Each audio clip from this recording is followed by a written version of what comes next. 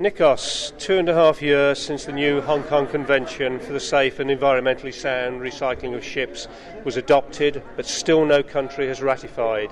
Are you getting worried? No, not at all. There are quite a few countries that are working now towards the ratification, and it naturally takes time. This is a convention that has to be ratified. It has to go through Ministries of Justice, Ministry of Shipping, Ministry of Environment. It has to go through Parliament, through various parliamentary committees. It has to be signed by ministers, it has to be signed by Prime Minister. It's not a simple process ratifying a convention, any convention. In the case of Hong Kong Convention, you have the added complication that it's a convention that impinges on ships, it impinges on land issues, it relates to labor issues, it relates to environmental issues, and therefore there is many more stakeholders in the government that have to be advised and have to give their views. So it is all fine. I have no problem with 2.5 years. The use of beaching to scrap ships in the Indian subcontinent continues to result in injuries and many deaths. Are you having second thoughts about the convention endorsing the use of beaching?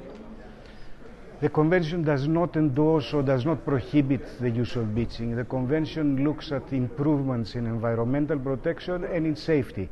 It looks at training, it looks at using the proper equipment, it looks at preparation for emergencies, it looks at many things. But it does not dictate how a ship will be recycled. That is up to the country to decide how it recycles its ships. It would be wrong, and it would be also a mistake for the convention to have tried to look into prohibiting beaching. It would have kept the countries that perform beaching out of the convention. And what is the point? Don't we want to improve safety and environmental performance in these very countries? Is there any evidence, Nikos, that either ship owners or recycling yards have voluntarily introduced elements of the Hong Kong Convention prior to its entry into force? Some ship owners have started providing inventories of hazardous materials in their yards and looking at yards that provide safe and environmentally sound recycling of ships. These owners are not the majority, they are the minority.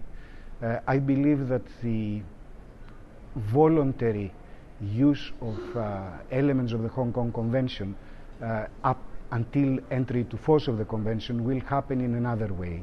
It will happen through a block of countries deciding to implement Hong Kong Convention on the interim basis, and as you know, Europe is working towards exactly that mechanism. Europe is planning to make use of the provisions, the technical provisions of the Hong Kong Convention for European regulation of ship recycling.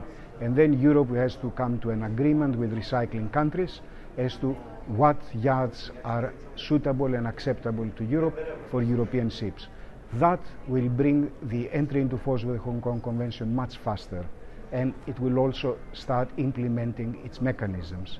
So that is the mechanism I see helping in both directions. Voluntary implementation, at the same time speeding up the entry into force of the Convention. You told today's audience at Tradewinds Recycling Seminar in Singapore today that it's not right to deprive poor regions of an industry that generates employment and trade. Surely, Nikos, that is not right if safety and environmental standards are unacceptably low across the Indian subcontinent. Well, the way you put it, it's a difficult question to answer. It's certainly not right to deprive poor region of the world of an industry that provides a lot of employment and a lot of economic benefit to the country in terms of imports, in terms of reuse of equipment, reuse of materials. With the work of IMO, we aim to improve safety and environmental protection in these very countries. So it's not only that we are not saying that it is not right to stop the recycling work there, as long, of course, as there are some improvements.